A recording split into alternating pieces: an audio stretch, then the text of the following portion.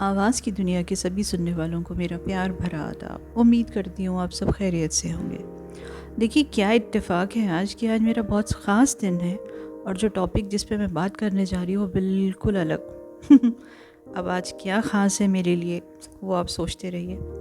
But हाँ, किसी ने मुझे 4 लाइनें आज सुबह भेजी हैं तो मुझे वो बहुत पसंद आई। या यूँ कहिए कि किसी ने कुछ अपनी दुआएं उन 4 लाइनों में मेरे लिए लिख के भेजी हैं और मैं चाहती हूँ कि मैं वो ज़रूर पढूँ और उसका जिन्होंने मुझे भेजा है उसका नाम इसमें ज़रूर इंक्लूड करूँ और उसे थैंक्स बोलूँ। तो वो 4 लाइनें कुछ इस तरह हैं। आसमान का चांद तेरी बाहों में हो, तू जो चाहे वो तेरी राहों में हो, हर वो ख्वाब हो पूरा जो तेरी आँखों में हो, खुशकिस्मती की हर लकीर तेरी हाथों में हो। वाह सुभान अल्लाह। थैंक यू सो मच नम्रता, मेरी बहुत प्यारी सी सब्सक्राइबर है जिसने मुझे ये लिख कर भेजा है। So thank you so much once again. तो चलिए अब आज के टॉपिक के ऊपर चलते हैं। आज का टॉपिक थोड़ा सा अलग लिया है मैंने, ठीक है, और उसका टॉपिक है फेलियर। ज़िंदगी में जीतना किसे बुरा लगता है बताइए? सभी को जीतना पसंद है ना।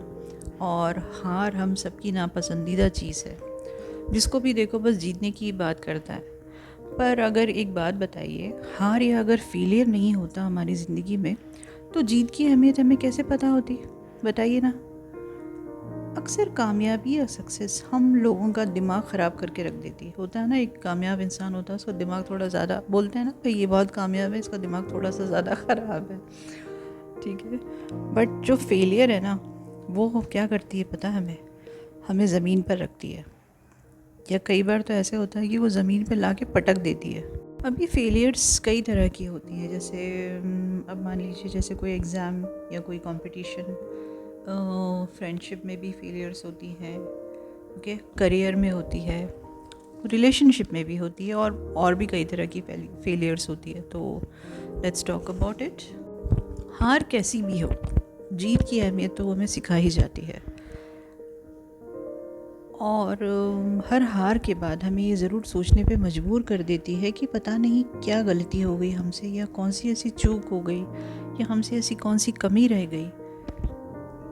और ये भी हम तभी सोचते हैं जब हमारी मेहनत पूरी होती है, मतलब हम वेल प्रिपेयर्ड होते हैं, हमने अपने पूरे एफर्ट्स डाले होते हैं अपने काम के लिए, और फिर भी अगर हम हार जाएं, हमें फेलियर का सामना करना पड़े, तो ये सारे क्वेश्चंस हमारे दिमाग में आते हैं।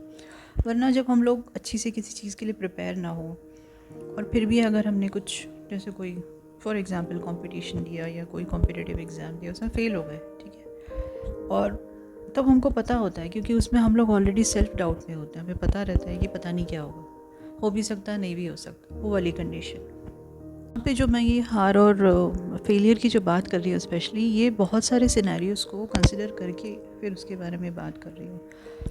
और साथ ही साथ हार है तो फिर साथ में जीत भी है।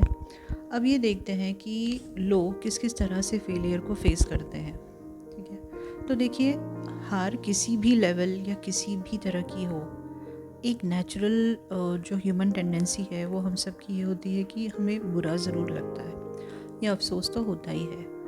ये बिहेवियर नेचुरल है, भाई हम इंसान हैं, फरिश्ते नहीं। So we do have feelings, so reaction तो बनता ही है।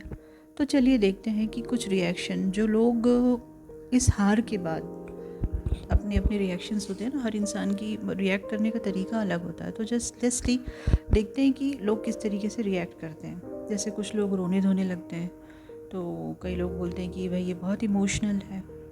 कुछ लोग चुप हो जाते हैं, खामोश एकदम।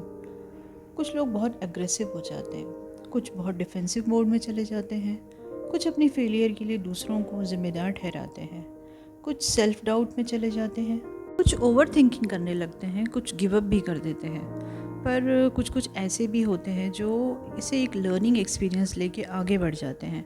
अब ये जो लास्ट वाला रिएक्शन मैंने आपको दिया ना, इन सभी को छोड़कर बाकी सभी रिएक्शन में आप देखते हैं कि लोग अपनी हार को एक्सेप्ट ही नहीं करना चाहते। ज़्यादातर यही होता है ना कि अगर किसी की फेलियर होती है तो बहुत से लोग ऐसे होते हैं जो एक्सेप्ट नहीं करते इसको एकदम से। Don't you think that we have to accept certain brutal truths of our life? जैसे हम सक्सेस को खुले दिल से एक्सेप्ट करते हैं ना, बस उसी तरह से फेलियर को भी एक्सेप्ट करना चाहिए, ऐसा मुझे लगता है। देखिए, फेलियर के कुछ वर्स्ट के सिनेरियोज़ क्या क्या हो सकते हैं। अब भी वर्स्ट केस सिनेरियोज क्या क्या हो सकते हैं? Depression, which sometimes leads to suicides or murder. But why it happens? This is a major question. Let's talk about it and try to understand कि ऐसा क्या है जो किसी को ये स्टेप लेने पर मजबूर कर देता है। इसके जो दो सबसे इम्पॉर्टेंट रीज़न्स मुझे समझ में आते हैं, उसमें जो पहला रीज़न मुझे समझ में आता है वो है हाई लेवल ऑफ एक्सपेक्टेशंस, यानी एक्सपेक्टेशंस को इतना ज़्यादा हाई कर देते हैं लोग। और दूसरा है डिपेंडेंसी। और इन दोनों रीज़न्स के अंदर ही बहुत से और रीज़न्स भी छुपे हुए हैं। ये दोनों ही फीलिंग्स इतनी इंटेंस है ना कि क्या कहूँ। फॉर एग्ज़ाम्पल, कंपटीशन या करियर में हाई लेवल जब आपके फेलियर्स होते हैं तो sometimes it leads to suicides. होते हैं ना, लोग सुसाइड कर लेते हैं। या फिर अगर लव लाइफ हो या मैरिड लाइफ हो, उसमें अगर कुछ प्रॉब्लम्स हो या इसका कुछ एंड हो या कुछ ख़त्म हो गया हो, तो कई बार लोग सुसाइड भी करते हैं और मर्डर्स भी कर देते हैं। देखिए, हम इसी सोसाइटी में रहते हैं, हम रहते तो सोसाइटी में है, ठीक है, and society is made with people, है ना, लोग ही तो इसे बनाते हैं। तो हम कितना भी इन चीज़ों को डिनाई करें या इग्नोर करने की कोशिश करें, पर आए दिन कुछ ना कुछ हमें सुनने को मिलता ही रहता है। अब ये सॉल्यूशंस या रेमेडीज़ जो है ना, ये बहुत सिंपल होती है, पता है। मुझे तो हमेशा ऐसा ही लगता है, मतलब मेरी अभी तक मैंने जितना एक्सपीरियंस किया है कि प्रॉब्लम जितनी बड़ी होती है ना, सॉल्यूशन उसका हमेशा बहुत छोटा और सिंपल होता है और बिल्कुल हमारे पास ही होता है। So what are the solution? First I think so, जो सबसे पहली चीज़ है वो है एक इंसान या हम सब के अंदर एक चीज़ होनी चाहिए जिसको हम कहते हैं एक्सेप्टेंस। फिर बारी आती है सेल्फ रियलाइजेशन की, then introspection, self motivation, positive thinking, optimistic approach towards life, facing and living with the reality, जिसे हम लोग प्रैक्टिकल अप्रोच भी कहते हैं। अगर हम इतना भी कर लेना तो फेलियर से बहुत कुछ सीख सकते हैं। वैसे भी फेलियर्स हमें बहुत कुछ सिखाने ही आती हैं, जैसे सेल्फ वर्थ, अपने पराई की पहचान, अपनी कमियां और भी बहुत कुछ। तो क्या हम फेलियर को एक बेस्ट एक्सपीरियंस की तरह नहीं मान सकते? बताइए, कुदरत तो हमें इस तरह से कितना कुछ सिखाना चाहती है, बस हम ही होते हैं जो डिनाइल मोड में चले जाते हैं। हम सब की एक और बहुत ख़ास आदत होती है, पता है, वो हम सभी में है कि हम लोगों को आदत होती है फेमस लोगों की ऑटोबायोग्राफीज़ या बायोग्राफ़ी पढ़ने की। बहुत अच्छी आदत है, ऐसा नहीं कह रही हूँ कि आदत बुरी है, भाई पढ़ना चाहिए, सीखना चाहिए सबकी बातों के बारे में, ठीक है। फेमस लोगों ने क्या क्या किया, क्या हुआ उनके लाइफ में, उन्होंने अपने बारे में क्या लिखा, वो सब कुछ जानना हमारे लिए ज़रूरी है। बट एक बात बताइए मुझे कि ये जो फेलियर्स हमारी अपनी ज़िंदगी में आते हैं, हम उससे क्या सीखते हैं?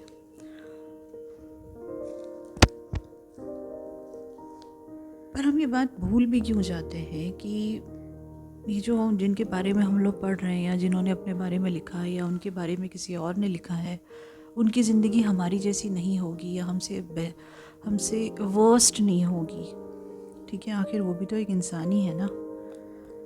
तो और उनकी ज़िंदगी में ऐसा क्या नहीं हुआ होगा जो हमारी ज़िंदगी से अलग है? आखिर ये सब भी तो इंसान ही है भाई। इन्होंने जो लिखा या इनके बारे में जो लिखा, ये इंसानों के बारे में ही तो है, ठीक है। क्यों हम कब तक दूसरों की ज़िंदगी से इंस्पायर होते रहेंगे, ये मेरा क्वेश्चन है। क्यों हम लोग को इंस्पिरेशन की ज़रूरत बाहर से चाहिए? कब तक हम दूसरों की मदद का इंतज़ार करते रहेंगे कि कोई प्रॉब्लम हो तो कोई हमारी मदद करे, हमें सॉल्यूशन मिले? क्या हम अपने फेलियर्स से नहीं समझ पाते ये सब चीज़ें? क्यों ऐसा नहीं हो सकता कि हम अपने ही फेलियर से सीखते रहें, इम्प्रूव करते रहें और अपने आप को पॉजिटिविटी से भरते रहें? क्यों ना अपने आप को ही हर रोज़ अपना ही बेस्ट वर्जन और बेटर वर्जन बनाते रहें? क्यों ना अपने आप से प्यार करें, खुद की केयर करें, अपने बारे में अच्छा और पॉजिटिव सोचें। और भी बहुत कुछ है करने के लिए। खैर, वैसे भी हमें एक ही ज़िंदगी मिली है, ठीक है, हम सबके पास तो एक ही ज़िंदगी है, तो क्यों ना इसे खूबसूरत बनाया जाए। जो है जितना है उसके लिए ग्रैटिट्यूड पे करें, और जो नहीं है और जो जो हमें चाहिए, जो मतलब हमारी एम्बिशंस हैं, जो हमारी रिक्वायरमेंट्स हैं, डिज़ायर्स हैं, उसको उसको पाने की कोशिश करते रहें। आगे एक्चुअली मैं बहुत कुछ कहना चाहती थी, पर मुझे ऐसा लगा कि फ़ेलियर के बारे में मैं कुछ और या इसके आगे बोलना शुरू करूँगी तो वो काफ़ी नेगेटिव हो जाएगा, और मैं नेगेटिविटी को टच नहीं करना चाहती। तो अब आज का सफ़र यहीं तक। फेलियर और सक्सेस का ये जो हाइड एंड सीक वाला गेम है ना हमारी ज़िंदगी में, इसे चलते रहने दीजिए। ये दोनों एक दूसरे के साथ ही है ना, डे एंड नाइट वाला इनका हाल है। तो खुश रहकर इन दोनों को एक्सेप्ट करिए, हम सभी को करना चाहिए इनफैक्ट। और साथ ही अपना ख्याल रखिए, ज़िंदगी में आगे बढ़ते रहिए, और अगली मुलाकात तक खुश रहिए, सलामत रहिए, सेहतमंद रहिए। लाइक, कमेंट, शेयर और सब्सक्राइब करते रहिए आपके अपने इसी प्यारे से चैनल को। अल्लाह हाफ़िज़।